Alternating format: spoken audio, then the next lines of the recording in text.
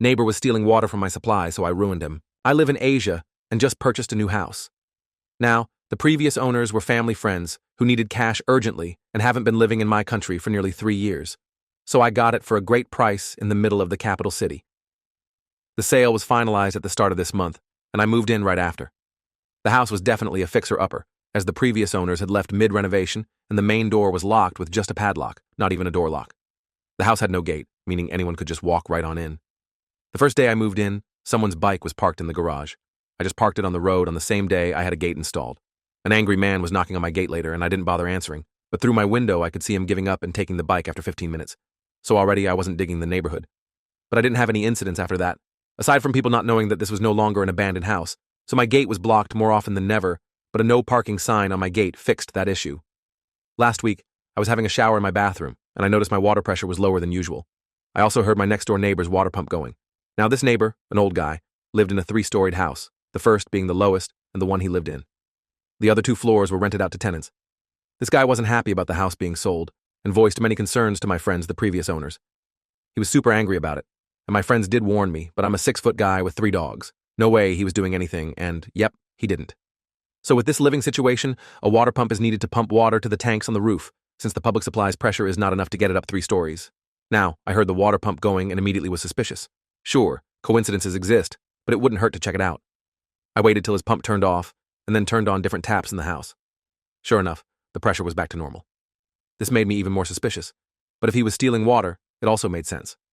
The water bills had been going up over the years this house wasn't lived in, but the house also had some water leaks, so it was chalked up to that, even if the bills were too high to be caused just by leaks.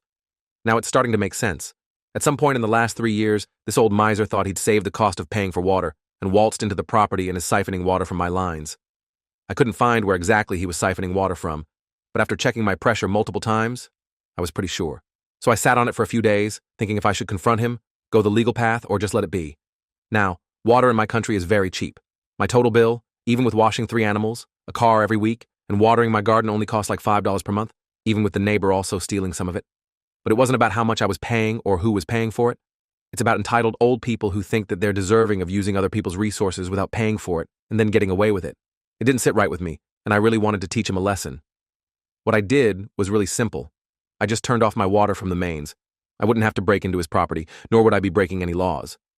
It was the best way of getting back at him without needing to even lift a muscle.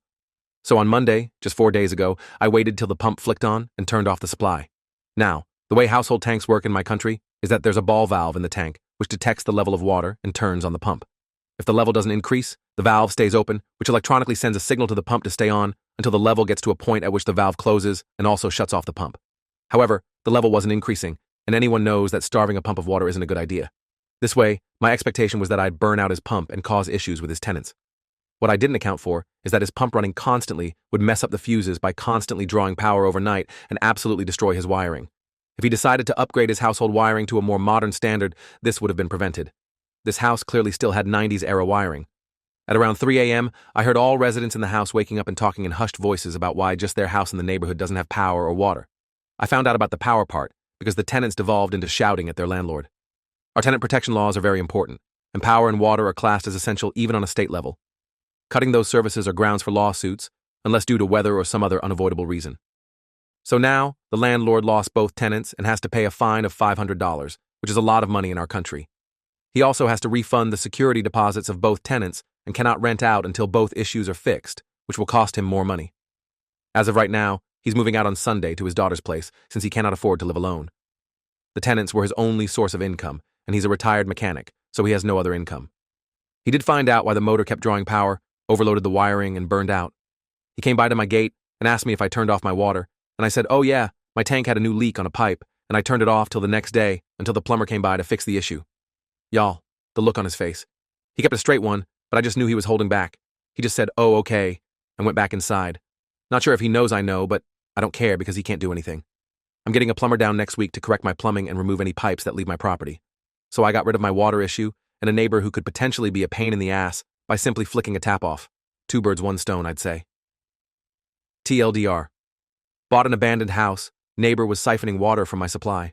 Turned off my water supply when the motor was running. Motor burned out the wiring in the house and cut off water and power to him and his tenants. Tenants lodged police complaints and the landlord got fined. is now destitute and forced to move in with his daughter.